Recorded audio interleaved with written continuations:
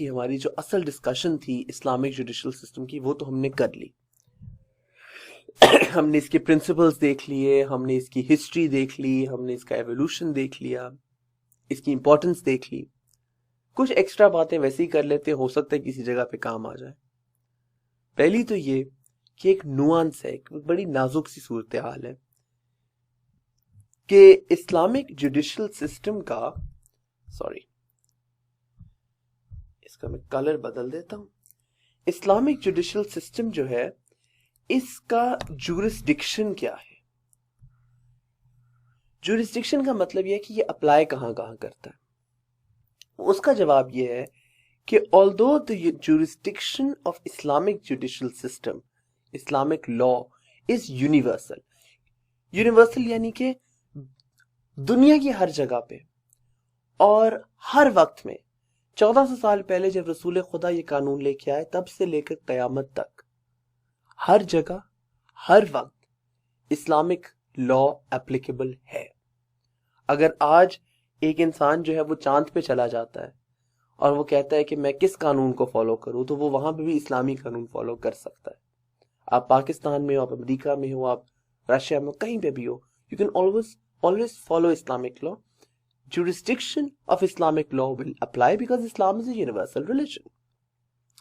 However, Islamic law enforce صرف اس جگہ پہ ہو سکتا ہے جہاں پر اسلامک گورنمنٹ ہو یا مسلمانوں کی حکومت ہو. جہاں جہاں پہ ریٹ آف اسلامک کورٹس ہوگی، صرف وہاں پہ اسلامک لا جو ہے یہ انفورسبل ہوگا. تو پہلی شرط اسلامک لا کی جورسڈکشن کی ہے کہ writ of the Islamic courts Islamic government ہو. دوسری شرط ہے کہ matters pertaining to Muslim interest, معاملات جن کا مسلمانوں سے تعلق ہو. اچھا، میں نے اس میں یہ نہیں لکھا میٹرز پرٹیننگ ٹو مسلمز، یہاں پہ میں روک بھی سکتا تھا مگر نہیں، میں نے لکھا ہے مسلم انٹرسٹ. ایون وہ معاملات جن میں مسلمان انوالو نہیں ہے، مثلا ہو سکتا ہے 4 یہودی اور 1 مسلمان کا آپس میں مسئلہ ہو. اب کیونکہ اس میں ایک مسلمان شامل ہے، اس لیے وہ اس پہ اسلامک جورسڈکشن جو ہے اسلامک لا کا وہ اپلائی کر سکتا ہے. پر اگر 4 یہودیوں کا آپس کا معاملہ ہے، 4 عیسائیوں کا آپس کا معاملہ ہے، 4 ہندوؤں کا آپس کا معاملہ ہے، تو اس پہ اسلامک لا اپلائی نہیں کرے گا کیونکہ ان کا آپس کا معاملہ ہے. Internal matters of other states, دوسرے ملکوں کا، اور other religious groups in the Muslim state, یعنی کہ اب انڈیا ہے یا چائنا ہے، ان کا اندرونی کوئی معاملہ، یا مسلمان ملک کے اندر بھی جو غیر مسلم رہتے ہیں ان کے آپس کا کوئی معاملہ، 2 کرسچنز کا یا 2 ہندوؤں کا یا 2 یہودیوں کا آپس کا معاملہ، وہ ان لوگوں کے اپنے لا کے مطابق ہوگا. چائنا والوں کا چائنا کے لا کے مطابق، انڈیا والوں کا انڈیا کے لا کے مطابق، اور مسلمان ملک کی بھی جو مائنورٹی ہے اس کا مائنورٹی کے لا کے مطابق ہی معاملہ ڈیل ہوگا. اس کی سب سے اچھی مثال ہمیں سلطنت عثمانیہ یعنی آٹومن امپائر میں ملتی ہے ان سمتھنگ نون ایز دا ملت سسٹم. انہوں نے اپنے مختلف گروپس کو ڈفرنٹ ملتس میں ڈیوائڈ کر دیا تھا. تو مثال کے طور پہ the Jews were a millet, the Arabs were a millet, the Turks were a millet, اور ہر ملت کا اپنا لیگل سسٹم تھا. سو عربیوں کے اوپر مسلم لا پلس عربک لا اپلائی کرتا تھا، ترکوں کے اوپر مسلم لا پلس ٹرکش لا اپلائی کرتا تھا، یہودیوں کے اوپر جوش لا اپلائی کرتا تھا. یہ ایک ملت سسٹم جو تھا، اور وہاں پہ کورٹس بھی ایسے ہی ہوتی تھی کہ یہودیوں کے لیے یہودی کورٹ، عربیوں کے لیے عربی کورٹ، ترکوں کے لیے ترکی کورٹ. تو وہ ایک ملت سسٹم جو تھا آٹومنز کا وہ تھا. اچھا جی، جورسڈکشن میں ہم نے بات کر لی ہے. اس لیکچر میں ہم پنشمنٹس کے اوپر اور پریسیڈنٹس کے اوپر اور application of Islamic judicial system کافی کچھ رہتا ہے. شروع کرتے جاتے ہیں. پہلا یہ کہ پنشمنٹ جو ہیں اسلامک جوڈیشل سسٹم میں ان کا مقصد کیا ہے. اسلام میں جب ہم کسی بھی گناہ کے لیے یا کسی بھی کرائم کے لیے سزا دینے لگتے ہیں تو کیا چیزیں ہمیں لازماً کنسیڈر کرنی ہیں اس کے لیے. سب سے پہلی جو ہے وہ ہے ڈیٹرنس، یعنی کہ ایسی سزا دی جائے کہ اس کے بعد کسی کی ہمت نہ ہو کہ وہ ایسا گناہ کرے. دوسرا ہے ریٹریبیوشن، یعنی کہ جس کے ساتھ زیادتی ہوئی ہے اس کا ازالہ ہو.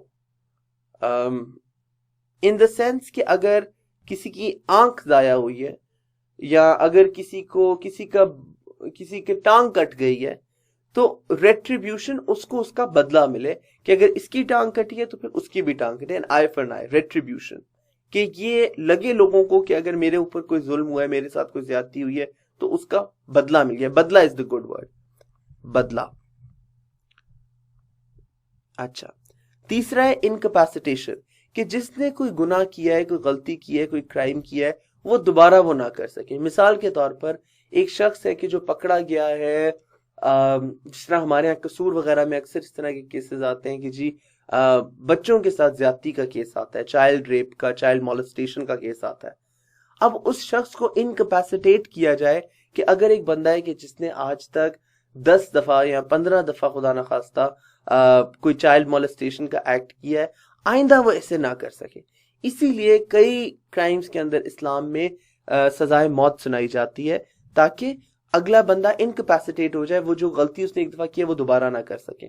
اسی طرح گناہ جو اس نے ایک دفعہ کیا دوبارہ نہ کر سکے. اسی طرح اگر کوئی چوریاں کرتا ہے، اس کو عادت ہے چوریوں کی، تو وہ ہر وقت چوریاں کر رہا ہوتا ہے، اس کو روکا بھی ہے، ڈانٹا بھی ہے، سمجھایا بھی ہے، پھر بھی چوریاں کرتا ہے، پھر آپ اس کا ہاتھ کاٹ دیتے ہو تاکہ وہ آئندہ چوری نہ کر سکے. تو اسلام میں تیسرا پوائنٹ ہے انکیپیسیٹیشن. چوتھا ہے ریہیبلیٹیشن. ریہیبلیٹیشن کا یہ مطلب ہے کہ اگر ایک شخص سدھر سکتا ہے تو اس کو سدھار لیا جائے. مثال کے طور پر اسلام یہ کہتا ہے کہ اگر کوئی انسان ہے کہ جو، کیا میں اس کی مثال دوں، کچھ فقہا کے اندر یہ آتا ہے کہ اگر جس طرح 2 کنوارے لڑکے ہیں اور انہوں نے آپس میں کوئی ہنسی مذاق میں کوئی ایسی حرکت کر دی کہ جو ان کو آپس میں نہیں کرنی چاہیے تھی، کوئی نازیبا حرکت تھی، آپ ان دونوں کو سزا دو گے. مگر قرآن جو ہے وہ یہ کہتا ہے کہ اگر وہ دونوں توبہ کر لیں اور معافی مانگ لیں، آپ ان کو سمجھاؤ، اگر وہ سمجھنے سے معافی مانگ لیتے ہیں اور سمجھ جاتے ہیں اور توبہ کر لیتے ہیں تو اللہ بھی ان کو معاف کر دے گا، آپ بھی ان کو معاف کر دو. یعنی کہ پہلا فوکس اللہ کا یہ ہے کہ اللہ بھی معاف کر دے اور لوگ بھی معاف کر دیں. اسی طرح ریہیبلیٹیشن، اگر ایک بندہ ہے جس نے گاڑی غلط چلا رہا تھا، جس کی وجہ سے کسی کو لگی، اس کا پاؤں زخمی ہو گیا. اب حالانکہ ریٹریبیوشن کی اجازت ہے کہ اگر اس کی وجہ سے آپ کا پاؤں ٹوٹا ہے، آپ جواب میں اس کا پاؤں حکومت سے کہو کہ جواب میں حکومت اس کا پاؤں توڑ دے، اجازت ہے اس کی. پر قرآن میں اللہ تعالیٰ جو آیت ہے جس میں یہ قصاص والے آیت آتی ہے کہ an eye for a life for a life، نفسی ان نفسی، اور an eye for an eye، an ear for an ear، a nose for a nose، وہاں پہ آگے لکھا ہوا ہے کہ اگر ان کو معاف کر دو اگلے بندے کو تو وہ ایک بہتر ہے. آگے ہم یہ آیت بھی پڑھیں گے، اس میں آپ کو بتاؤں گا کہ اگر معاف کر دو تو بہتر ہے. یعنی کہ اگر اس نے گاڑی ماری اور آپ کا پاؤں ٹوٹ گیا، آپ کو یہ حق ہے کہ آپ جواب میں سزا کے طور پہ حکومت سے کہو کہ اس کے پاؤں کو بھی توڑ دے. حکومت یہ کر سکتی ہے اسلامک لا کے مطابق، مگر بہتر یہ ہے کہ آپ اس کو معاف کر دو تاکہ وہ آئندہ اپنی عادتیں جو ہے وہ سدھار سکے اور وہ توبہ کرے اور وہ ایک بہتر انسان بن سکے. آخری یہ ہے ریسٹیٹیوشن، یعنی کہ جس کا نقصان ہوا ہے اس کے نقصان کا کچھ ازالہ ہو. اس کی سب سے بڑی مثال جو ہے وہ ہے دیت. یعنی کہ اگر ایک شخص ہے جس سے ایک دوسرے شخص کا قتل کر دیا، مثال کے طور پر ایک بندہ ہے جس کے بچے ہیں، جس کا ایک بچہ ہے. اب یہ بندہ کسی اور سے کوئی غلطی ہوئی یا جان بوجھ کے، پر اس بندے کی جو ہے وہ ڈیتھ ہو گئی. اب جب اس کی ڈیتھ ہو گئی ہے تو اب اس کے بچے کا خیال رکھنے والا کوئی نہیں ہے. اب وہ جس نے اس کو جس کی وجہ سے اس بندے کی ڈیتھ ہوئی ہے، اگر آپ اس کو سزائے موت دے دیتے ہو، اس کو قتل کر دیتے ہو، تو اس بچے کو تو کوئی فائدہ نہیں ہوا سوائے اس کے کہ اچھا ٹھیک ہے بدلہ ہو گیا.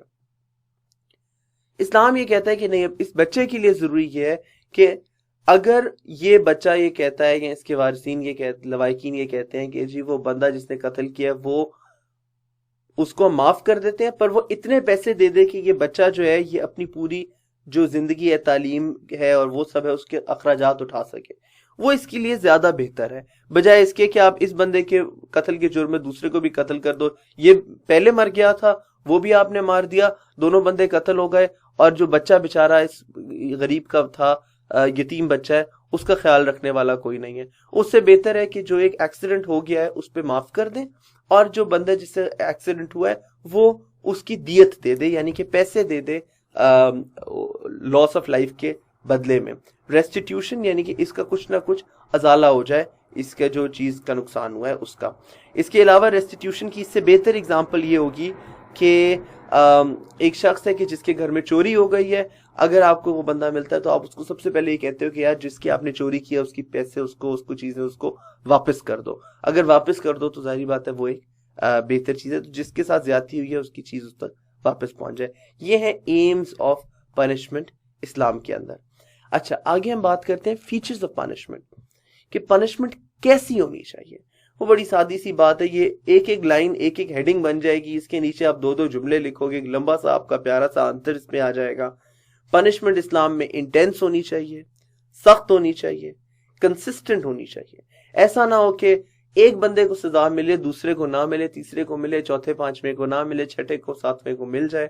نہیں، سزا ملنی ہے تو سب کو ملنی ہے، برابر ملنی ہے اور کنسسٹنٹلی ملنی ہے. ہر چور کو پتا ہو کہ چاہے میں وزیر اعظم کا بچہ ہوں یا میں کسی غریب کا بچہ ہوں، مجھے سزا حکومت دے گی تو برابری کے طور پہ دے گی، کنسسٹنٹ ہونی چاہیے. تیسرا پرومپٹ ہونا چاہیے. ایسا نہ ہو کہ آج ایک کرائم ہوا ہے تو اس کا 10 سال اس کا کیس چلتا رہے، پھر 5 سال اپیل چلتی رہے، پھر 10 سال دوبارہ اپیل چلتی رہے. اگر آج کسی نے قانون توڑا ہے اس کو آج جلد از جلد اس کی سزا ملنی چاہیے. فوراً تو پاسبل نہیں ہوتا، پر جلد از جلد سزا ملنی چاہیے، پرومپٹ سزا ملنی چاہیے. اس کے بعد پاپولرلی اپہیلڈ ہو، یعنی کہ سب کو پتا ہو کہ اس چیز کی یہ سزا ہے. ایسا نہ ہو کہ آپ نے ایک قانون بنایا اور کسی کو پتہ ہی نہیں تھا اس قانون کا. حضرت عمر کے دور میں ایک شخص جو تھا وہ شراب پیتا ہوا پکڑا گیا. اس کو جب لے کے آیا حضرت عمر کے پاس تو حضرت عمر نے کہا کہ تم نے شراب کیوں پی، تم مسلمان ہو. تو اس نے کہا کہ حضرت عمر مجھے تو پتہ ہی نہیں تھا کہ شراب جو ہے وہ بین ہو گئی ہے. آپ نے کہا تم غلط بات کرتے ہو، کیسے ہو سکتا ہے نہ پتا ہو. اس کے محلے میں پوچھوایا کہ کسی نے اس کو وہ جو آیت نازل ہوئی ہے کہ جس نے شراب بین کی ہے کسی نے اس کو پڑھ کے سنائی ہے. سب نے کہا جی ہم نے نہیں پڑھ کے سنائی. کوئی بندہ نہیں مل رہا تھا جس نے کہا اس نے پڑھ کے سنائی. تو حضرت عمر نے کہا ٹھیک ہے، اس کا مطلب ہے کہ تمہیں نہیں پتا تھا تو ہم تمہیں اس بار کچھ نہیں کہیں گے، اگلی بار خیال رکھنا. تاکہ مطلب اس کا یہ کہ پاپولرلی اپہیلڈ، سب کو وہ قانون پتا ہونا چاہیے. اگر کسی کو قانون نہیں پتا تو آپ اس کو اس میں تھوڑی معافی دے سکتے ہو. ہمارے لاء میں یہ نہیں ہوتا. ہمارے لاء میں جو طریقہ ہے وہ ہے کہ ignorance of law is no excuse. اگر آپ کو نہیں پتا کہ ایک قانون ہے آپ کو پھر بھی اس کے مطابق سزا دی جا سکتی ہے. اسلام یہ کہتا ہے کہ قانون وہ ہے جو سب کو پتا ہو کہ یہ قانون ہے، اور اگر کسی کو قانون نہیں، کافی سارے لوگ ہیں جن کو ایک قانون کا پتہ ہی نہیں ہے، تو آپ اس قانون کو ان پر لاگو نہیں کر سکتے، کیونکہ ان کو تو پتہ ہی نہیں ہے کہ یہ چیز غلط ہے یا صحیح ہے، یا یہ قابل سزا ہے، کرائم ہے کہ نہیں ہے. تو وہ ہو گئی. آخری بات یہ ہے کہ ڈسکریجز اسکیپ، ایسی سزا ہو کہ لوگ اس سے بچ کے نکلنے کا تصور بھی نہ کر سکیں. ایسا نہ لگے ان کو کہ ہم کسی طرح سے سزا سے بچ سکتے ہیں، بلکہ ہر کسی کو سزا کا خوف بھی ہو اور سزا کا یقین بھی ہو. اسلامک جوڈیشل سسٹم بڑا سٹرونگ تھا، بڑا تگڑا تھا، بڑا زبردست تھا، اور اس کی آپ کو مثالیں میں کچھ دے چکا ہوں. پہلے میں نے آپ کو مثال دی کہ رسول خدا نے کہا کہ اگر میری بیٹی فاطمہ بنت محمد بھی ہوتی تو میں ان کو یہی سزا دیتا. دوسرا، حضرت علی جو تھے وہ خلیفہ تھے، تو ایک یہودی کے ساتھ ان کا ڈس ایگریمنٹ ہو گیا، کورٹ میں چلے گئے. کورٹ میں گئے تو قاضی جو تھا اس نے حضرت علی کو بھی سامنے بٹھایا، یہودی کو بھی بٹھایا، دونوں سے گواہ بلائے. حضرت علی جو تھے ان کے گواہ کے طور پر ان کا بیٹے امام حسن امام حسین آئے، ان کے غلام جو تھے میرے خیال سے کمبر نام تھا وہ آئے. تو قاضی نے کہا کہ جی بیٹوں اور غلام کی گواہی جو ہے وہ اس معاملے میں قبول ہی نہیں ہوتی، اور یہودی کے حق میں فیصلہ کر دیا. حضرت علی اس وقت خلیفہ تھے. آپ یہ کہہ سکتے تھے قاضی میں تمہیں برطرف کرتا ہوں، دوسرا جج لگاؤ اس کی جگہ، مگر آپ نے یہ کہا کہ جب ایک قاضی کا فیصلہ ہے تو میں گواہ نہیں لا سکا، حالانکہ فیصلہ غلط تھا اور آپ حق پہ تھے. آپ کے اوپر جھوٹا جو تھا، یہودی جو تھا وہ جھوٹ بول رہا تھا، پر آپ نے پھر بھی کہا کہ کیونکہ قانون کے مطابق میں اپنی چیز ثابت نہیں کر سکا، اس لیے میں آگے اس چیز کے اوپر کوئی مسئلہ نہیں کروں گا. اور پھر یہودی اتنا امپریس ہوا آپ کی اس بات سے کہ اس نے اسلام قبول کر لیا اور اپنی غلطی کا اعتراف کر لیا.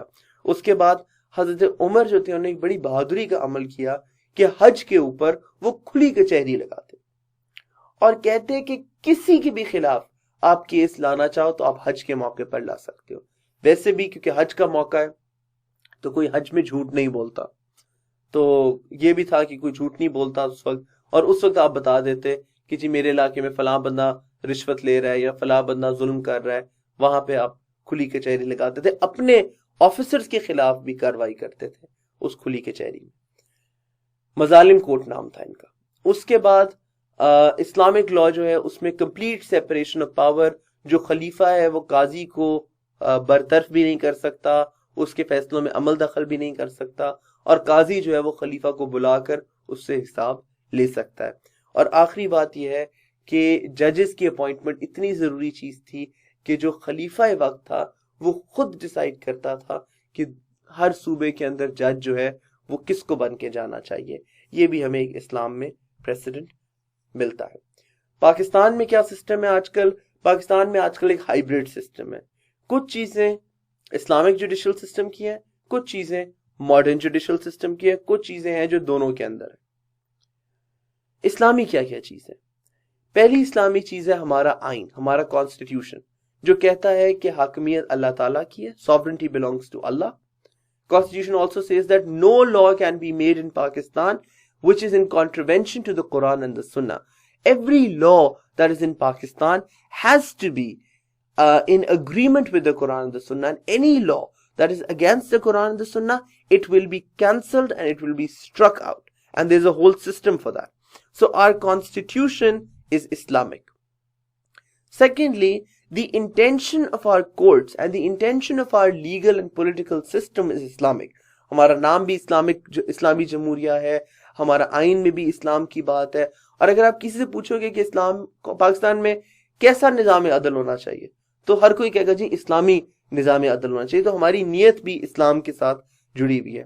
اس کے بعد جو مینیفیسٹ پاپولر ول ہے کہ عوام کی جو رائے ہے وہ بھی یہ ہے کہ پاکستان کا جو جوڈیشل سسٹم ہے وہ اسلامی ہونا چاہیے. اس کے بعد ججز کو اور سینئر افسروں کو جو اپوائنٹ کرنے کا طریقہ ہے, article 62, 63, 62, 63 of the constitution of Pakistan, وہ بھی اسلام کے مطابق ہے. اسلام کہتا ہے that a judge should be Sadiq and should be Amin, and that is also the criteria for public officials in Pakistan according to the constitution. اس کے بعد اسلام کہتا ہے کہ قانون کے آگے سب کو برابر ہونا چاہیے, اور پاکستان میں بھی لیگلی قانون کے آگے سب برابر ہے. However, کچھ چیزیں ہیں ہمارے لیگل سسٹم کی جو ان اسلامک ہے. سب سے پہلی یہ کہ جو شریعہ کورٹس ہیں پاکستان میں, ان میں جانا ضروری نہیں ہے. کئی معاملات میں آپ شریعہ کورٹ کے بغیر بھی فیصلہ کر سکتے ہو. دوسرا یہ ہے کہ شریعت کورٹ علیحدہ ہے, سپریم کورٹ, ہائی کورٹ علیحدہ ہے. یہ ایک سسٹم ہونا چاہیے, ساری کورٹس کو ہی شریعت کے مطابق ہونا چاہیے. شریعہ کورٹ علیحدہ اور سپریم کورٹ علیحدہ جو ہے یہ ایک تھوڑی بات عجیب لگتی ہے. تیسرا آپ اس میں یہ پوائنٹ لکھ سکتے ہو کہ جو سپیڈ ہے ہمارے ہاں جسٹس ڈیلیور کرنے کی, کہ عدل جس سپیڈ سے ملتا ہے وہ اسلام کے مطابق غلط ہے. اسلام کہتا ہے کہ جسٹس پرومپٹ ہونا چاہیے. ہمارے ہاں پیشی پہ پیشی, پیشی پہ پیشی, تاریخ پہ تاریخ, آپ کا 10 15 سال کیس چلتا ہے, پھر اپیل ہوتی ہے, پھر اپیلیں چلتی ہیں, پھر کوئی 10-15 اپیلیں اس کے اوپر چل رہی ہوتی ہیں, جس کی وجہ سے بڑا سلو ہو جاتا ہے جو جسٹس کا پروسیس ہے. تو یہ سپیڈ جو ہے یہ ان اسلامک ہے, اتنا سلو پروسیس ہونا. تیسرا یہ کہ جو کاسٹ ہے عدل کی, کہ آپ کو وکیلوں کی فیسیں اور کورٹ کی فیسیں اور یہ فیسیں اور پھر رجسٹرار کو پیسے اور اس کو پیسے اور اس کو پیسے, یہ اسلام میں اس کی اجازت نہیں ہے. اسلام میں جسٹس جو ہے that needs to be free and accessible to everyone. And lastly, practically, before the law, people in Pakistan are not equal. The rich have a different law, the poor have a different law, the powerful have a different law, the weak have a different law. اگر کوئی military کا بندہ آ جاتا ہے اس کے لیے قانون فرق ہوتا ہے, سویلین کے لیے قانون فرق ہوتا ہے, امیر کے لیے قانون فرق ہوتا ہے, غریب کے لیے قانون فرق ہوتا ہے. تو یہ ایکوالٹی ہے, یہ پاکستان میں ہمیں حقیقی معنوں میں نظر نہیں آتی. اس پیج کے اوپر I have put all the Quranic وہ ان کو آپ خود ہی ایک نظر دیکھ لیجئے اور ان کو بلکہ میں I'll quickly read them out. سورہ نمبر 4 verse number 16, سورہ نساء کا verse number 16. Who are guilty of indecency, punish them both. اس میں یہ ہے کہ اگر دو لوگ ہیں، ایک مرد ہے ایک عورت ہے، اور وہ دونوں کچھ غلط کام کرتے ہیں تو دونوں کو سزا ملنی چاہیے. ایسا نہ ہو کہ مرد کے لیے فرق سزا، عورت کے لیے فرق سزا. جیسا کہ میں نے آپ کو پہلے بتایا کہ اسلام میں ایکوالٹی بیفور دا لا ہے، قانون کے آگے مرد ہو یا عورت ہو دونوں برابر ہیں. اس کے بعد سورہ مائدہ کی 42 آیت ہے کہ جج بٹوین them with justice فاحکم بین الناس بالعدل. Verily Allah loves those who act justly. اللہ ان سے پیار کرتا ہے کہ جو عدل کرتے ہیں. پھر اسی سورت کی جو آیت ہے 545، اگر کوئی ایک آیت ہے جو میں آپ سے کہوں گا کہ اس کی ٹرانسلیشن کم سے کم کوشش کریں کہ آپ کو کچھ حد تک یاد ہو، تو وہ سورہ مائدہ کی آیت نمبر 45 ہے، جس میں اللہ تعالیٰ نے لا آف قصاص بتایا ہے. an eye for an eye جس کو ہم بولتے ہیں کہ ایک زندگی کے بدلے زندگی، اور آنکھ کے بدلے آنکھ، اور ناک کے بدلے ناک، اور کان کے بدلے کان. یہ اللہ کا قانون ہے، اور اگر آپ کو کوئی چوٹ پہنچاتا ہے تو اس کے بدلے اس کا قصاص. یہ قصاص کی آیت ہے، یہ ضرور دیکھ لیں. اس آیت کا پہلے حصے میں قصاص ہے اور دوسرے حصے میں یہ بات ہوئی ہے کہ whoever does not judge by what Allah has revealed، یعنی کہ the Quran is one of the ظالمون، یعنی کہ جو بھی قرآن کے مطابق فیصلہ نہیں کرتا وہ اصل میں ظالموں میں سے ہے. آخری آیت آپ ایک دیکھ لیجئے، سورہ number 36 verse number 58. So judge between the people in truth and do not follow desire as it will lead you astray. فَاحْكُمْ بَيْنَ النَّاسِ بِالْحَقِّ. یہ جو ہے یہ ہمارا جو پاکستان کا سپریم کورٹ ہے اس کا بھی موٹو ہے اور اس کے لوگوں کے اوپر بھی لکھا ہوتا ہے فَاحْكُمْ بَيْنَ النَّاسِ بِالْحَقِّ. تو یہ آیت جو ہے اس کے میں نے اس لیے لکھا تھا کیونکہ یہ ہمارے سپریم کورٹ کے موٹو سے ریلیٹڈ ہے.